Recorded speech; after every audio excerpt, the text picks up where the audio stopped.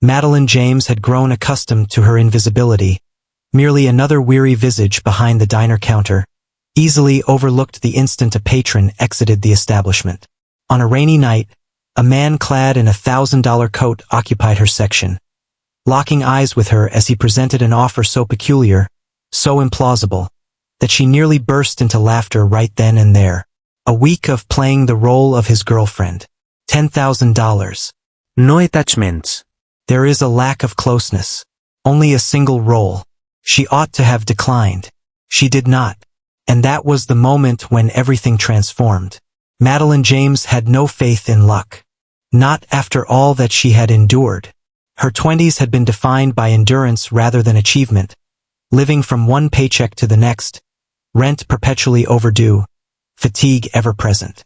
At 26, she found herself toiling through night shifts at a rundown diner on the outskirts of downtown, pouring coffee for patrons who scarcely acknowledged her presence, all while managing the occasional inebriated customer with a weary smile and exhausted gaze.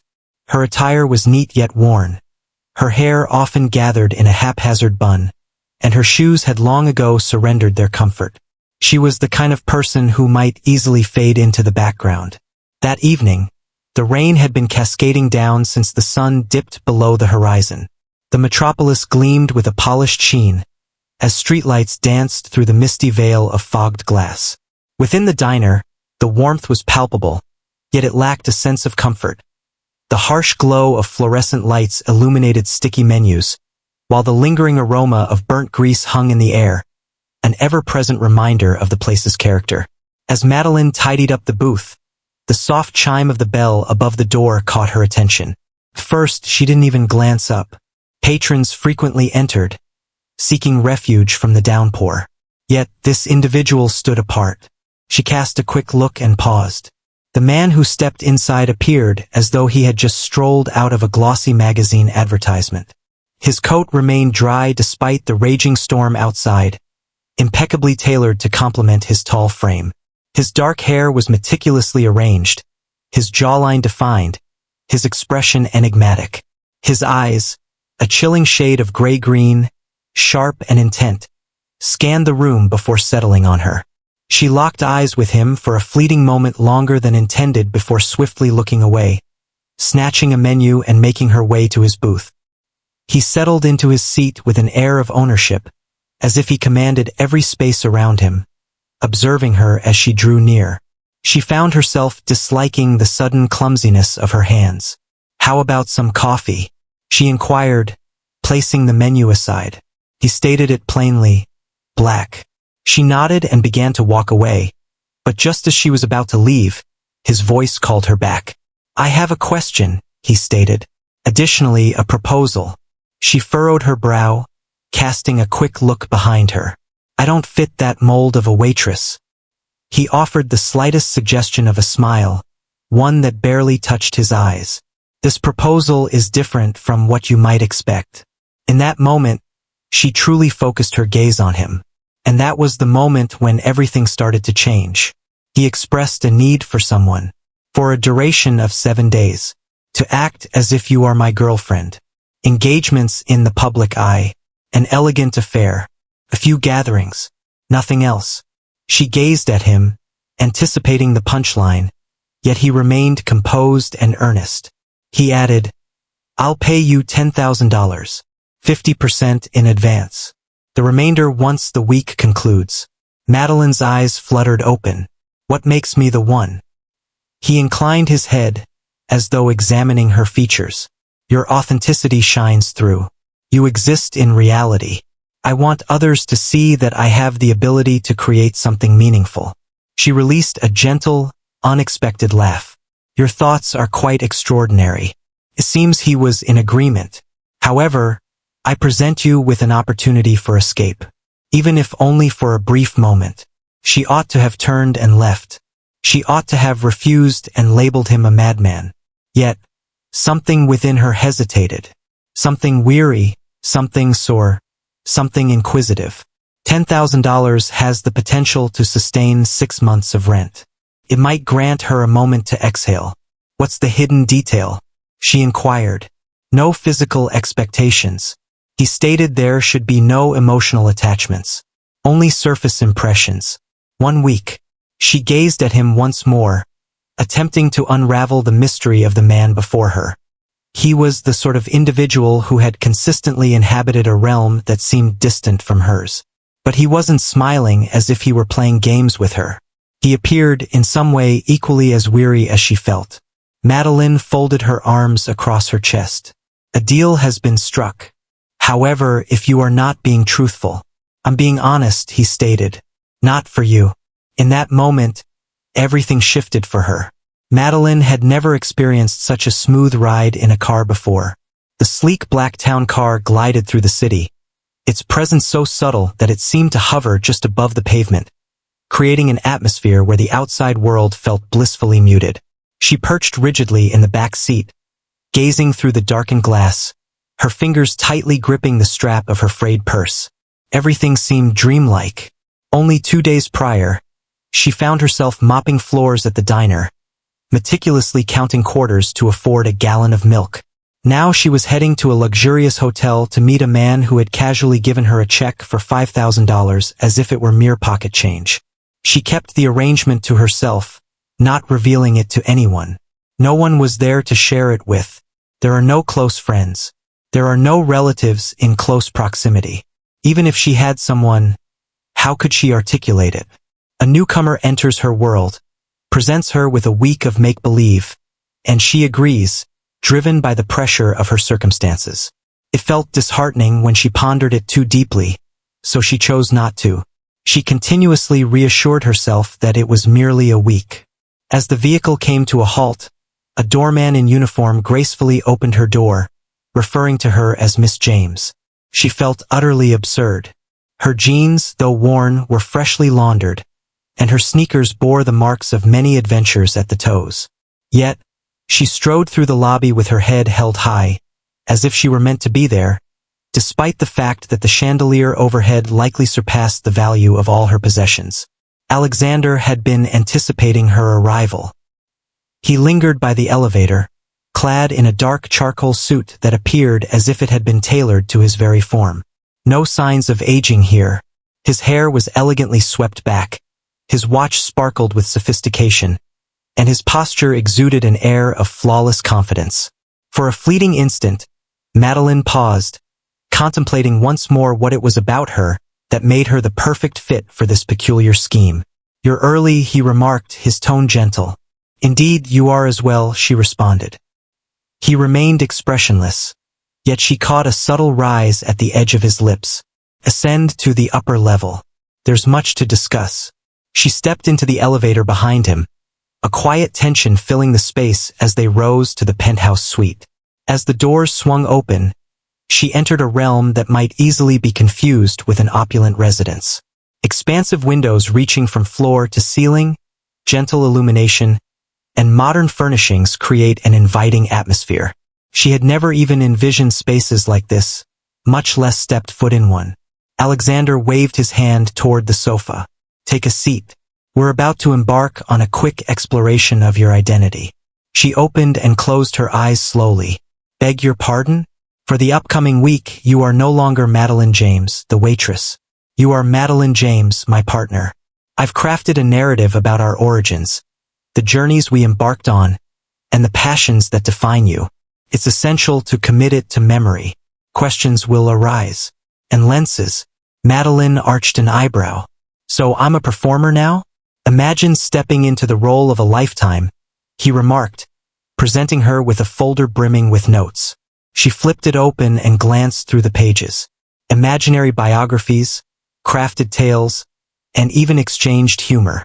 He had crafted their relationship as if it were a carefully written script. "You've clearly put a lot of thought into this," she remarked. "There's a great deal on the line," he responded. "This endeavor I'm engaged in transcends mere commerce. They must have faith in my ability to forge connections, dedication, humankind. And you aren't?" He gazed at her, his eyes now imbued with a chill that hadn't been present just moments earlier. "Not as they anticipate." She nodded thoughtfully, discerning the unspoken nuances. This transcended mere business. He had a deep-seated mistrust of others, Perhaps it never existed. Yet rather than shying away from the game, he was mastering it, constructing his persona bit by bit, and she had become a part of it now. They dedicated countless hours meticulously examining the intricacies. She inquired with curiosity, occasionally expressing disbelief with a roll of her eyes, and at times, chuckled at the sheer absurdity of it all. Yet, he appeared unfazed by her biting remarks. Indeed, the more truthful she became, the more he observed her with a subtle intrigue, as if she confounded him in a manner he couldn't fully articulate. As the night drew to a close, she found herself utterly drained.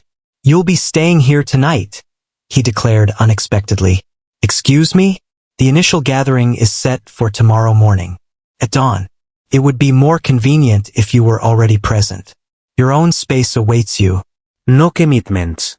After a moment of uncertainty, she gave a slight nod. This was not a matter of trust. The focus was on the intricacies of logistics. Moreover, there was an undeniable quality in his tone that instilled a sense of trust in her, making her feel he was being truthful. This isn't the moment. That night, as she reclined on the plushest bed she had ever experienced, gazing up at a ceiling loftier than any apartment she had ever occupied, Madeline came to an unusual realization. She felt no fear. Not about him. Not part of the plan.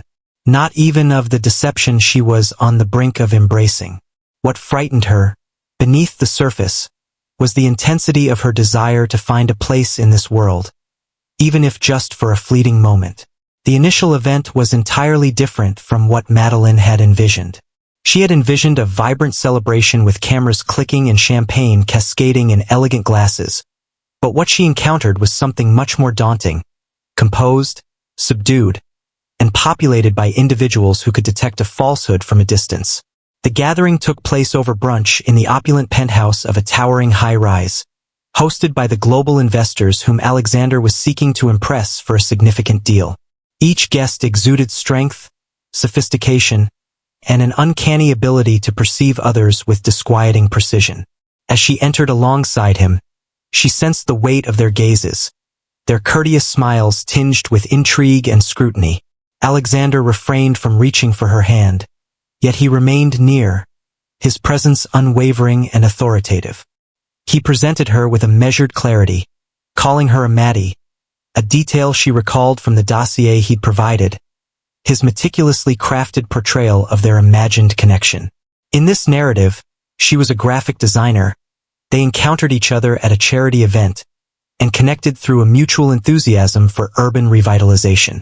Madeline found herself pondering the absurdity of the situation, yet she maintained a composed expression and a calm tone as she engaged in handshakes, responded to inquiries, and offered smiles at the appropriate moments. Initially, it seemed as though she was balancing on a delicate line, where a single misstep in her words could lead to a plunge. Yet, an unusual occurrence started to unfold. As she responded to inquiries and added spontaneous touches, she sensed the atmosphere in the room changing. People started to trust her not due to her perfection, but because of her imperfections. She had a natural, unrefined quality about her. She exuded a serene kindness, effortlessly genuine amidst a crowd accustomed to theatrics. Her words were straightforward, laughter came easily and at the right moments, and she quietly prioritized listening over taking control. She may not have been captivating, but she certainly felt authentic. Alexander observed everything with a profound sense of wonder. He was taken aback by how effortlessly she integrated into the surroundings. At a certain moment, an older investor leaned in and remarked, "She's quite refreshing. Distinct from the rest." Alexander merely nodded, yet something within him constricted. Once they returned to the car after brunch, Madeline settled into her seat and exhaled deeply. "Did I make you feel uncomfortable?" she inquired. "No," he replied swiftly, catching even himself off guard. "You exceeded my expectations in every way." She glanced over at him. "So, you're saying I didn't tarnish your reputation?" He cast a fleeting look in her direction. "What I'm saying is, I lost sight of the fact that it wasn't real." She blinked, caught in a moment of uncertainty, contemplating her reply. The words lacked romance, devoid of warmth, yet they resonated in a unique way. From his perspective, they seemed like a confession. The remainder of the day unfolded in a whirlwind of fittings, rehearsals, and a meticulously arranged dinner set for that evening. Madeline's new wardrobe was meticulously curated to uphold the illusion, featuring clean lines and understated elegance, avoiding anything flashy or bold. Alexander had evidently concluded that her appearance should align with the story he had constructed, the authentic, relatable woman who brought to mind what truly mattered. The meticulous planning of it all caused a slight churn in her stomach. She embodied the essence of his creation. And yet, the way he gazed at her that morning in the car seemed entirely unplanned. During the dinner, the situation became increasingly intricate. They gathered at an elongated table, encircled by unfamiliar faces that Madeline had committed to memory from the preparatory documents. Financiers, social influencers, corporate leaders. Wine poured freely, tales were shared, and time and again, she noticed glances directed her way, accompanied by hushed conversations. She attempted to brush it off until one of the women leaned in with a forced smile and inquired, "So, how does someone like you attract a man like Alexander?" Madeline paused for a moment, her hesitation lingering in the air. It was a cunning deception, and she was fully aware of it. If she brushed it aside with laughter, they would perceive her as insincere. If she came across as overly confident, they might assume she was being dishonest. "He brought a smile to my face," she remarked with ease. And then he continued to appear. A moment of silence was followed by a gentle wave of laughter. The tension shattered. The woman reclined, a hint of astonishment crossing her features. Later that night, in the penthouse, Alexander filled 2 glasses with wine and offered her one. He appeared weary, not in a physical sense, but as though the day had drained him in a manner she couldn't fully grasp. "You managed that question quite effectively," he remarked. She confessed that she nearly choked. He shook his head in disbelief. "Absolutely not. You were candid. Or at the very least, that was the impression it left." She took a delicate sip of her wine, her gaze lingering on him as she peered over the edge of the glass. "What was it that made you select me?" He took his time before responding. He approached the window, gazing out at the city for an extended moment. He finally remarked, "Noting your lack of impression. Upon extending the proposal, when you laid your eyes on me," she pondered over that. "Are you not fond of receiving admiration?" "I have my doubts about it." She grasped that deeper than she wished to. For the first time, she understood that they could share more similarities than she had previously imagined. That night, as she reclined in the guest room bed, Madeline gazed at the ceiling, replaying the day's events in her mind. Just a day had passed, and the distinctions between performance and reality were starting to fade. She had crossed the line from mere pretense. She was discovering the man hidden behind the immaculate suit and the icy gaze. What she witnessed, gradually revealing itself beyond the meticulously crafted facade, filled her with a mix of fascination and dread. For at the core of it all, Alexander Rains was just a man, and she was completely at a loss regarding how to handle that. On the 4th day, Madeline began to perceive a shift in the way Alexander regarded her. It wasn't overt or theatrical, yet it manifested in subtle nuances. The slight tilt of his head when she addressed him, the way his eyes held hers a moment longer than needed, and the brief hesitation before he responded, as if he were weighing his words with unusual care. She had observed enough of those who shield themselves to recognize when someone was beginning to lower their defenses. What took her aback wasn't the fact that Alexander was evolving. What took her aback was the depth of her feelings. By that time, they had been to a series of events together, and each one seemed to flow more smoothly than the one before. Their exchanges flowed effortlessly, their cadence more fluid. She effortlessly interpreted his signals, and he had complete confidence in her ability to navigate on her own, no longer requiring guidance or correction. In public, they appeared as a couple flawlessly harmonized. Behind closed doors, the situation was far more intricate. One evening, following a particularly draining panel discussion and yet another series of introductions, Alexander proposed they forego the scheduled dinner in favor of a more casual setting. Madeline, taken aback by the unexpectedness, merely nodded. He took the wheel himself, bypassing the typical driver and security entourage, leading them to a cozy, unassuming Italian spot nestled between two warehouses. It lacked both trendiness and high cost. It was merely ordinary. The wait staff failed to acknowledge him, and no one afforded them any particular notice. At a cozy table tucked away in the corner, they enjoyed warm bread, wine from an unmarked bottle, and the gentle flicker of candlelight dancing between them. It seemed like a different realm, free from demands or predetermined narratives. Madeline observed him as he settled into the tranquility of the moment. He found himself laughing more freely in this space, unburdened by the relentless pressure of how things seemed. At one moment, she delivered a biting remark about the atrociousness of his handwriting, alluding to something she had noticed in his notes, and he simply remained silent, not retaliating or justifying himself. He simply smiled and confessed, "That's the reason I write everything down." It was the first time she witnessed his genuine laughter, shoulders trembling, eyes sparkling at the corners, and there was something about it that took her by surprise. She was not meant to find pleasure in this. She was never meant to experience safety. That night, their conversation flowed more freely than it had all week. It's not about commerce or how things look, but rather the stories they've immersed themselves in, the films that left a bitter taste, and the destinations they dream of exploring if only time and finances allowed. She recounted her upbringing in Nebraska, sharing stories of her mother's illness and the lessons that taught her to rely solely on herself. He absorbed her words, not with mere politeness, but with a deep, focused attention, as if they held significant weight. As they strolled back to the car beneath the streetlights, the night grew cooler and more serene. He posed a question that disrupted the flow of their conversation. "If we were being honest, would you still be sitting there in that way?" She hesitated before responding. Her heart raced uncontrollably, and she averted her gaze, desperate to avoid his eyes. "I don't know," she said at last. "Perhaps the opportunity would have eluded me."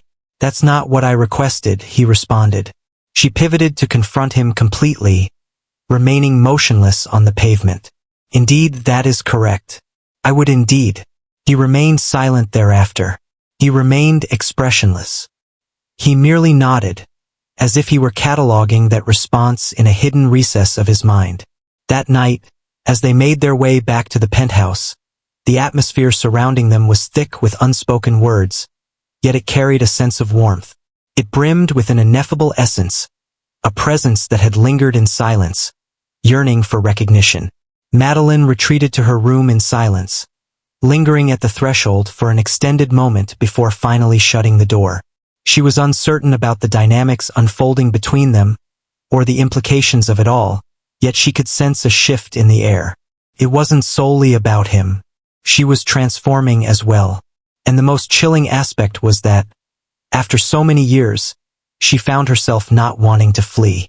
By the fifth day, the lines separating fiction from reality were not merely blurred. They were vanishing entirely. What began as a simple exchange was evolving into something more profound, more complicated, something Madeline doubted either of them truly grasped. She still recalled the terms of the agreement, still listened to the words, no emotional strings, resonating in the back of her mind. Yet, they seemed empty now, akin to a caution neither had truly accepted from the start. That morning, Alexander was set to make an appearance in the boardroom for a brief media presentation, one that Madeline was not required to attend. He extended the invitation for her to take the day off, yet she chose to remain in the penthouse, feeling a sense of uncertainty about her decision. She convinced herself it was due to a lack of alternatives, yet the reality was far more straightforward and perilous. She longed to stay close to him. As he left, she meandered through the stillness, observing just how sparse his presence truly was in the surroundings. The decor exuded a chill, with minimalistic walls stripped of personal touches, creating an atmosphere that felt excessively tidy and lacking warmth. It appeared to be a transient space, not a true home. In the office, she discovered a drawer brimming with meticulously organized contracts, notebooks filled with orderly script, and an aged photograph nestled within a leather folder. Alexander as a young boy, perhaps 10, beside a weary-looking woman who shared his striking eyes. His mother. There existed neither a frame nor a display. A mere recollection tucked away. She shut the drawer gently, sensing that she had glimpsed something precious. For the first time, she understood the depth of his solitude. Upon Alexander's return that afternoon, there was an unmistakable shift in his expression. He remained mostly silent. He relaxed his tie, poured a drink, and settled into quiet contemplation. Madeline observed him for a moment before she began to speak. Challenging day? He offered a brief nod, yet chose not to expand further. Your presence suggests you haven't truly exhaled since entering the room. He released a soft breath, then turned his gaze toward her. There's pressure for me to broaden my horizons. Quicker than I desire. Quicker than I anticipated. What is it that you desire? He paused, uncertainty flickering in his eyes. To cease the facade. Only for a single day. Madeline took a seat opposite him, her hands neatly folded in her lap. So, let's skip the pretense. A moment of stillness followed, accompanied by a subtle change in his stance. He regarded her in a new light, not as a mere element of the scheme, but as an integral part of his existence. Not due to obligation, but rather from his desire for her to be. He spoke softly, reflecting on a past belief that by exerting control over everything, he could shield himself from pain. Each nuance, each and every dollar, each connection, maintain precision and clarity. What comes next? As I gaze at you, settled here as if you were meant to be, an unfamiliar sensation washes over me, and for the first time in 10 years, I sense my grip slipping away. Madeline felt a constriction in her chest. Countless words danced on the tip of her tongue. Comforting phrases, light-hearted quips, gentle nudges to remind him that none of this was real. Yet, none of them resonated. Instead, she revealed the one thing that frightened her the most. I share your fear. He gazed at her, the silence stretching between them, heavy with unspoken words. What do you mean? How deeply I long for this to be genuine. The ensuing silence crackled with tension. Then, with a measured grace, Alexander rose and made his way toward her. He remained distant, refraining from reaching out to her as if he were attempting to possess something. He lingered nearby, allowing her to sense the comforting warmth of his presence. He confessed that he was at a loss with all of this. I'm unsure how to cease this act of performance. Let's unravel this together, she murmured. The remainder of the day unfolded in a serene manner, devoid of any facades. There are no events scheduled. Absolutely no cameras allowed. Spontaneity reigns supreme. They lounged on the couch, shoulder to shoulder, absorbed in an old film that neither seemed to truly focus on. In a moment of quiet intimacy, she rested her head against his shoulder, and he remained still. He remained there, unwavering and motionless, as if the slightest movement could shatter the delicate harmony they had discovered. As the final credits appeared on the screen, Madeline realized with a sharp sense of truth that her pretense had come to an end, and she had her doubts about Alexander as well.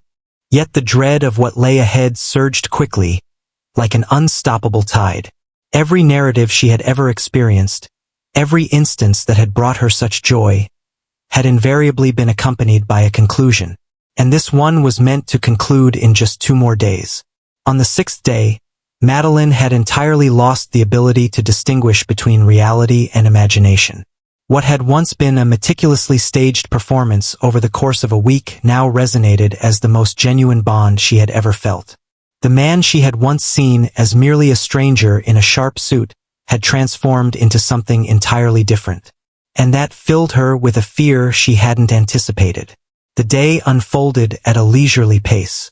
There were no plans in place until the evening, merely a gallery event anticipated to attract elegantly attired art investors and individuals who gauged their achievements by the number of countries their wine had graced. Alexander suggested she could sleep in, yet she awoke early, wandering barefoot through the penthouse kitchen, preparing coffee as if it were her own space. As he entered, clad in his pajama shirt with slightly tousled hair, He appeared more relatable than she had ever noticed before. "Did you brew some coffee?" he inquired, evidently taken aback. "I thought the least I could do was kick off the day as a good imitation of a girlfriend," she remarked, grinning. He filled a mug and rested against the counter, savoring the moment. "You've exceeded my expectations in this area. In brewing coffee or feigning affection for you." He chuckled, yet there was substance behind it. It had a gentle quality, teetering on the edge of doubt. Indeed, both. They lingered in silence, steam swirling around them, and for the first time, neither felt the need to utter anything witty or maintain a safe distance. A shift had occurred, and they were both aware of it. Later that afternoon, as Alexander spoke on the phone in the adjacent room, Madeline sat by the window, gazing at the skyline and contemplating how things had unfolded this way. It was meant to be simple. 1 week, a salary, and a return to her true existence. Yet now, the mere idea of turning her back sent a knot of unease through her stomach. It wasn't the luxury or the comfort that drew me in. Those elements still felt alien, but rather it was him. She couldn't bear the thought of forgetting him, and she was beginning to think he shared her feelings. Yet that evening, her hope lay in ruins.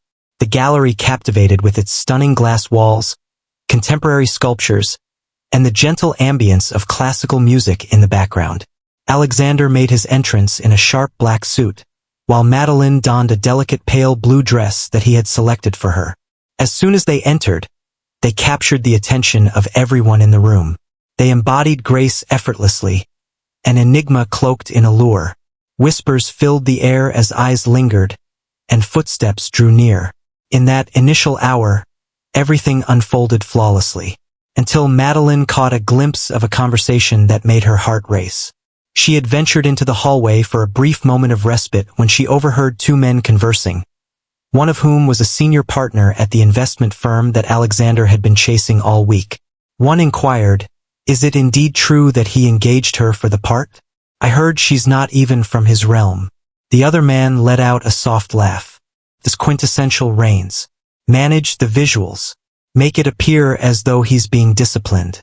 They're consuming it eagerly." Madeline remained motionless. Her palms grew icy, her cheeks burned with heat. She stepped back into the gallery, her heart racing, her gaze sweeping over the crowd until it found Alexander, engrossed in conversation, oblivious to her presence. She bided her time until they found themselves alone in the car. She inquired softly, "Did you tell them?" He said, confused, "Who told what? I was a spectacle, an impeccably chosen role in your vision."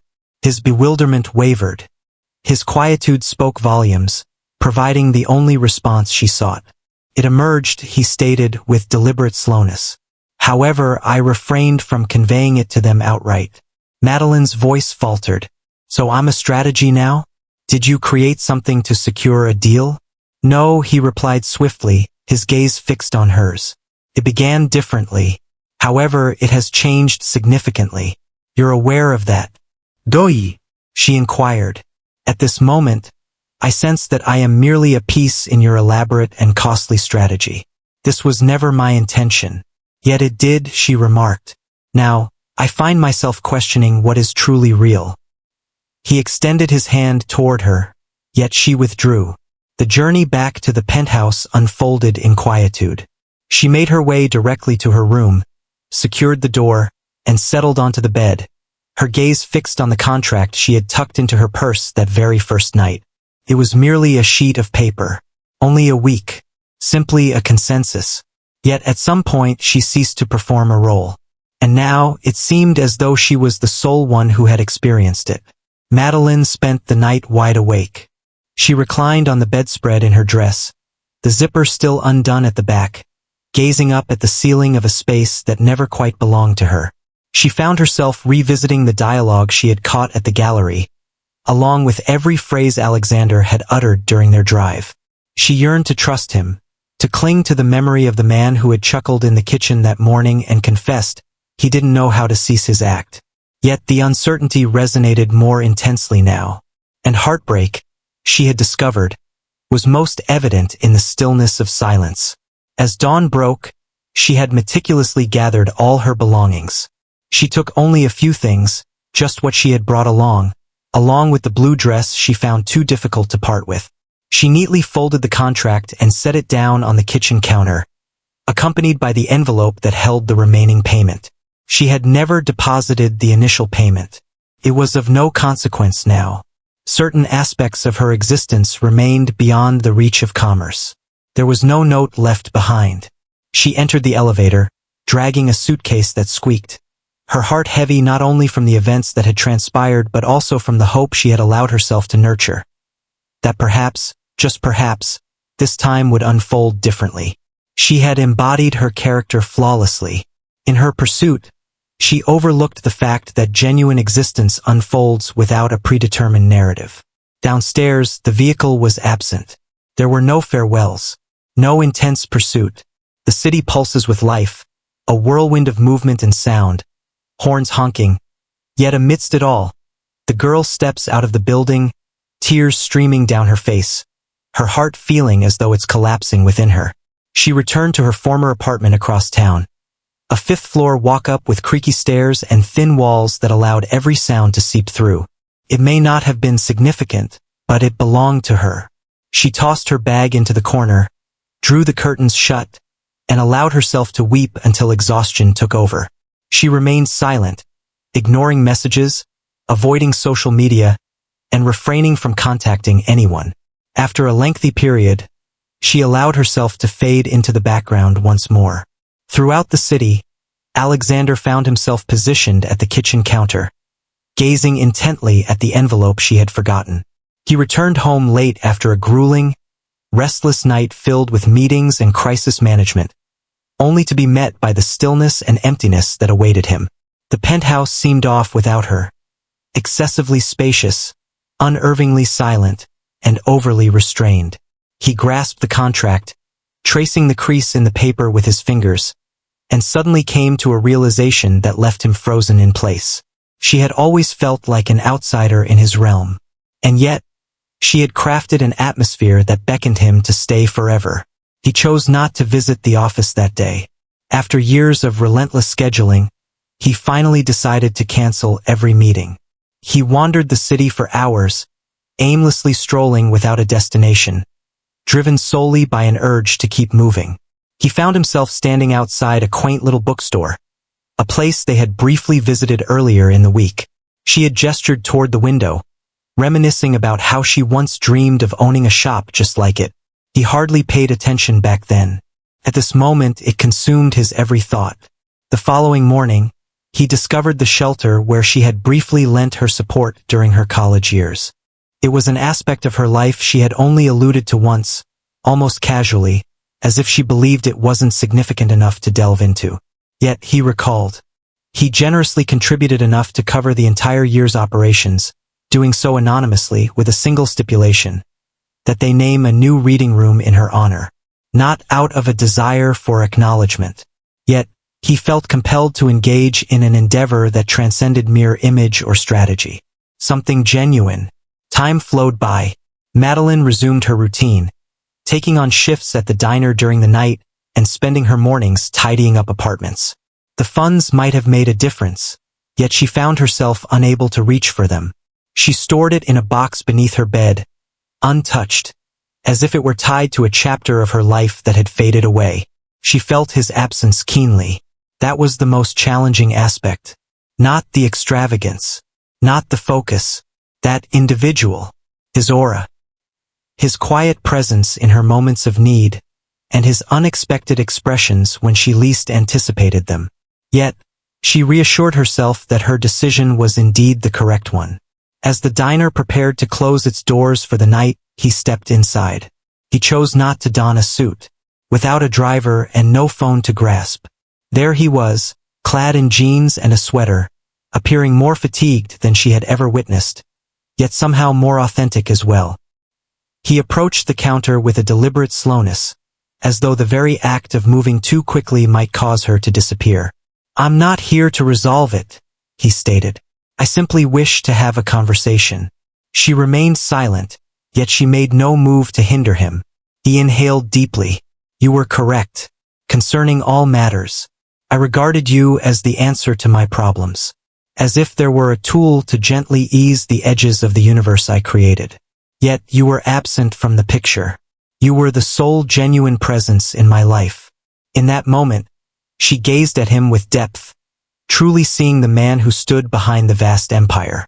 Not the one who had selected her for a role, but the one who had gradually discovered how to cease the act. He stated that a contract was unnecessary. I don't require a week. I simply desire whatever you are prepared to offer, even if it's merely a moment. For the first time in days, Madeline sensed the heaviness in her chest start to lift, due to his return, not through financial means, not through assurances, however accompanied by the truth. The gallery appeared transformed this time. It lacked the presence of unfamiliar faces in costly attire, the sound of glasses clinking, or the quiet discussions surrounding market shares and worldwide growth. This evening, the atmosphere was warm, vibrant with laughter and gentle melodies, and above all, it was populated by individuals who genuinely recognized one another's names. The exhibit served as a fundraiser for the program at a nearby shelter, the very place where Madeline had volunteered during her college years, and which Alexander had discreetly backed in the weeks following her departure from his life. The gallery graciously extended an offer to host the event at no cost upon discovering the magnitude of the anonymous donation. Madeline consented to assist in organizing it, but only under the stipulation that her name would not appear in any promotional materials. She was not seeking recognition. She simply yearned to be of service. She positioned herself by the back wall, clad in a modest navy dress and understated low heels, her hair cascading softly around her shoulders. She radiated a beauty that stemmed from tranquility, not from striving. Her posture still betrayed a trace of nerves, however. This evening transcended mere themes of literature, youth, or philanthropy. This evening marked the first occasion she laid eyes on Alexander Rains in the flesh, since he had entered that diner a fortnight ago and requested a moment of her attention. They had exchanged words a handful of times since that moment. Gently, with precision. Take your time. There are no guarantees, only genuine dialogues. The past was rarely a topic of conversation. They refrained from labeling the situation unfolding before them. Yet, with every interaction, they found themselves drawn nearer to an unforeseen start, one that transcended the confines of performance, agreements, or defined roles. Two individuals seeking a genuine connection, free from any facade. As Alexander stepped into the gallery that evening, he had no desire for attention. He entered the space with a casual demeanor, offering a courteous nod to the volunteers as he surveyed the room, his gaze finally settling on her. She noticed him the instant he stepped in, and for a brief moment, they remained still, caught in the silence. Then she smiled, and it was a confident smile. The atmosphere was serene, powerful, and imbued with a sense of profound comprehension. He approached with a deliberate pace, clad in a black shirt, devoid of a tie, his sleeves casually rolled up to the elbows. He appeared at ease in a manner she hadn't observed since their week together commenced. As he paused before her, he refrained from uttering anything witty. He made no move to take her hand or draw closer. He gazed at her as if she were the sole focus of his universe. "You arrived," she said gently. "Certainly," he responded. "Your presence has brought this place to life." She gave a slight shake of her head. It came into being through a generous contribution. He declined, stating, "No, it comes into being due to your essence. I have finally begun to take notice." They found themselves in quiet once more, yet it held no discomfort. It brimmed with all the words they had never spoken, all the fears they had come to know, and all the tentative steps they were taking towards trust once more. As the evening drew to a close and the final guests departed, Alexander lingered to assist with the cleanup. He rearranged chairs, transported boxes, and directed volunteers with unwavering composure. Madeline observed him with a sense of hushed wonder. He was not delivering. He had no intention of seeking anyone's approval. He existed in the moment. As the room began to clear, he approached her once more, a folded piece of paper in hand. "I wasn't certain whether I should share this with you," he remarked. However, I composed it following the day you departed. She accepted the paper without glancing at its contents and raised her gaze to meet his. What was the reason for not sending it? At that time, I was still attempting to mend situations through actions. At this moment, my preference is simply to remain here. If you desire my presence. Her voice carried a quiet strength, unwavering yet soft. And if I agree, what unfolds next? I cease the charade, he declared. For the betterment. Madeline remained silent. She extended her hand, intertwining her fingers with his. They refrained from kissing. They refrained from making bold proclamations. They remained there, side by side, clinging to each other. Time stretched on, transforming weeks into months. They took their time, allowing things to unfold naturally without forcing any definitions too quickly. Alexander began to reduce his working hours, dedicating himself to more significant projects. Madeline embraced a role overseeing the literacy program at the shelter, discovering fulfillment in work that truly resonated with her sense of purpose. At times, disputes would still arise between them. At times, there was a lack of understanding between them. Yet they consistently gravitated back to the spot they discovered in that gallery, a haven of serene, uncomplicated honesty. There are no scripts, no positions available, just a door that which has been gained through effort and perseverance. On a typical morning, with coffee percolating in the kitchen and sunlight streaming through the windows of their cozier apartment, Alexander gazed across the table at her, the woman who had transformed his life, and softly declared, "This is the only promise I ever wish to uphold." She smiled, devoid of any pretense, and replied, "Then don't break it." They simply did not. This narrative revolves around two individuals who were not in search of love, who even doubted their worthiness of it, yet discovered something far more profound, the bravery to reveal their true selves. The significance of the ending lies not in Madeline and Alexander's union, but in the journey that brought them there. Not via a whirlwind romance or a flawless scheme, but through unease, transparency, and the gradual, hard-won trust. Madeline's true power lay not in transforming into another, but in steadfastly holding onto her essence, even when faced with a life she believed she desired. Alexander's transformation was not a journey of redemption through love. It was a profound shift towards liberation, embracing the freedom of living unscripted. Their connection didn't start like a storybook romance. It was rooted in an agreement. Yet what they forged was authentic, flawed, and deeply human. The allure of this conclusion lies in its refusal to guarantee an idyllic existence. It guarantees an authentic experience. In the realm they originated from, such a love is truly a rarity.